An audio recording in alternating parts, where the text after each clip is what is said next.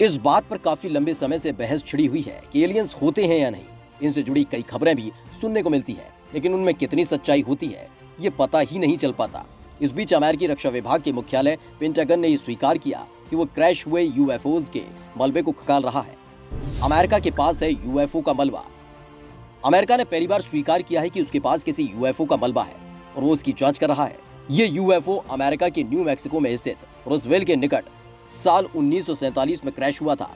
America के इस रहस्य का खुलासा रिसर्चर एंथनी ब्रागेलिया ने अपने ब्लॉग यूएफओ एक्सप्लोरेशन में किया है।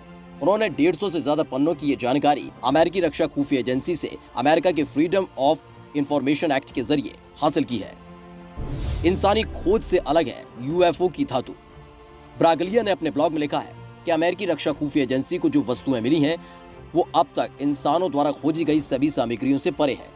ब्रागलिया ने 2017 में DIA को भेजे गए अपने अनुरोध पत्र में यूएफओ या किसी अज्ञात फ्लाइंग ऑब्जेक्ट के रूप में बरामद किए गए मलबे से मिली सामग्री के भौतिक विवरण, गुणों और संरचना के बारे में जानकारी मांगी थी। ये कंपनी कर रही मलबे की जांच। इस दस्तावेज से पता चलता है कि यूएफओ के मलबे पर परीक्षण नेवादा स्थित कंपनी बिग लॉस एयरोस्पेस कर रही है। ये कंपनी रक्षा विभाग के लिए निजी अनुबंध पर काम करती है। इसमें निकेल, टाइटेनियम जैसी एक मिश्र धातु से बनी वस्तु भी शामिल है। इसमें उन्नत प्रौद्योगिकी का इस्तेमाल किया गया है। पेंटागन ये पता लगा रहा है कि क्या स्वास्थ्य के सुधार के लिए नितिनोल को मानव शरीर में इस्तेमाल किया जा सकता है या नहीं। 40 से ज्यादा गवाहों ने क्या देखा। FOIA से मिले जवाब से ऐसा लग रहा है कि पेंटागन नितिनोल को लेकर जांच कर रहा है कि क्या इसका इस्तेमाल इंसानी शरीर पर इलाज के लिए किया जा सकता है।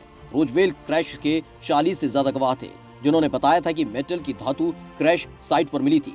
उसे मोड़े जाने पर वो अपने पुराने स्वरूप को याद रख सकती थी। क्रैश वाली जगह पर मिले मलबे को ओहियो लाया गया था।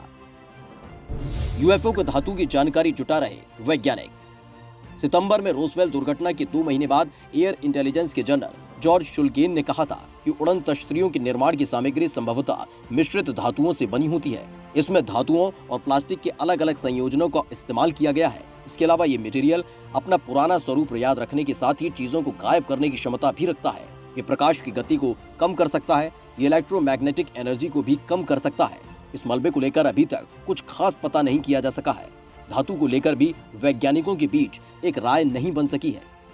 टॉप सीक्रेट है अमेरिका का एरिया 51। एरिया 51 के बारे में कहा जाता है कि वो अमेरिकी सरकार ने एलियंस को छिपा रखा है।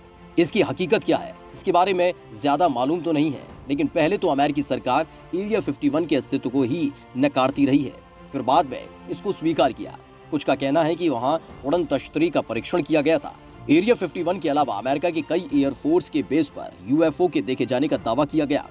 न्यू मैक्सिको स्थित पुलोमन एयरफोर्स बेस पर कई बार यूएफओ को देखा गया। 1950 में इलेक्ट्रॉनिक्स इंजीनियर क्लिफ बूथ ने दावा किया कि उन्होंने और एक दूसरे आदमी ने सिगार के आकार के यूएफओ की तस्वीर खींची थी। अमेरिकी सरकार की ओर से सार्वजनिक की गई रिपोर्ट में स्वीकार किया गया था कि न्यू मैक्सिको स्थित कटलैंड एयरफोर्स बेस पर गार्ड्स ने 1980 में एलियंस को देखा था।